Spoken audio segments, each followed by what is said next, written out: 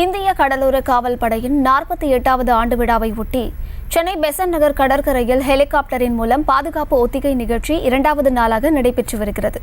இதுகுறித்தான மேலும் விவரங்களை கொடுப்பதற்காக செய்தியாளர் அன்வர் இணைப்பில் இருக்கிறாரும். பேசலாம். அன்வர், முழு விவரங்கள்.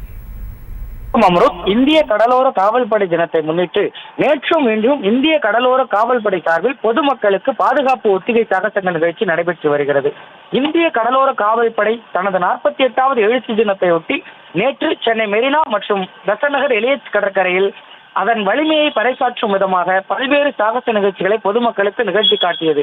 அந்த வகையில் ஆண்டுதோறும் பிப்ரவரி 1ஆம் தேதி அன்று இந்திய கடலோர காவல்படை தினம் கோலாகலமாக கொண்டாடப்படும். அந்த வகையில் இன்றும் இந்திய கடலோர காவல்படையின் சாகசங்களை மக்களுக்கு ஒத்திகை சாகச நிகழ்ச்சி நடைபெற்று வருகிறது.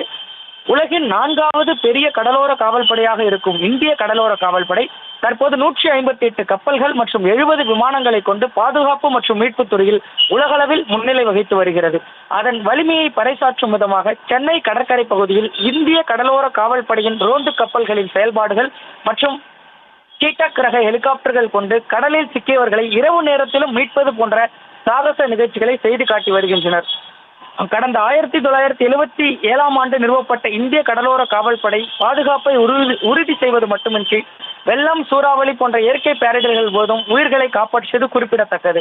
அந்த வகையில் ஆண்டுதோறும் சென்னை மெரினா கடற்கரை மற்றும் பெசன்ட் நகர் கடற்கரையில் கடலோர காவல்படை வீரர்கள் சார்பில் ஹெலிகாப்டரில் சாகச ஒத்திகை நிகழ்ச்சி செய்து காண்பிப்பர். அதனை பொதுமக்கள் ஆர்வமுடன் கண்டு ரசித்து செல்ஃபி எடுத்து மகிழ்ந்து வருகின்றனர். அம்ருத், விவரங்களை வழங்கியமைக்கு நன்றி அன்வர். செய்திகளை உடனுக்குடனும் துல்லியமாகவும் தெரிந்து கொள்ள சப்ஸ்கிரைப் பண்ணுங்க.